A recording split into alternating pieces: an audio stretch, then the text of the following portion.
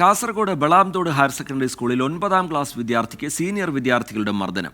ഇരിപ്പിടത്തെ ചൊല്ലി വിദ്യാർത്ഥികൾ തമ്മിലുണ്ടായ തർക്കമാണ് ആക്രമണത്തിൽ കലാശിച്ചത്. മുഖത്തിന് സാരമായി പരിക്കേറ്റ കുട്ടി കാഞ്ഞങ്ങാട് ജില്ലാ ആശുപത്രിയിൽ ചികിത്സയിലാണ്.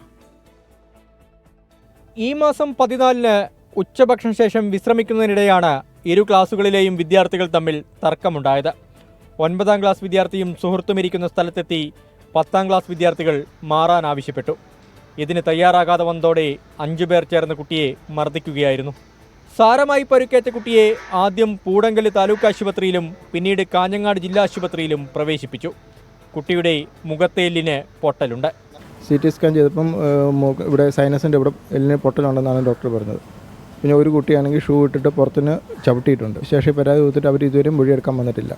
സ്കൂളിൻ്റെ ഭാഗത്തുനിന്നും അവരാണെങ്കിൽ ഈ അക്രമം ചെയ്ത കുട്ടികൾക്കെതിരെ കാര്യമായ നടപടി എടുത്തതായിട്ട് തോന്നുന്നില്ല. സംഭവത്തിൽ 10ാം ക്ലാസ് വിദ്യാർത്ഥികളായ 5 പേരെ സ്കൂളിൽ നിന്ന് മാറ്റി നിർത്തിയിട്ടുണ്ട്. ചൈൽഡ് ലൈൻ പ്രവർത്തകർ ആശുപത്രിയിലെത്തി കുട്ടിയുടെ മൊഴിയെടുത്തു. ആശുപത്രിയിൽ നിന്ന് വിവരം നൽകിയിട്ടും രാജപുരം പോലീസ് കേസെടുത്തില്ലെന്നും ആരോപണമുണ്ട്. 24 കാസർഗോഡ്.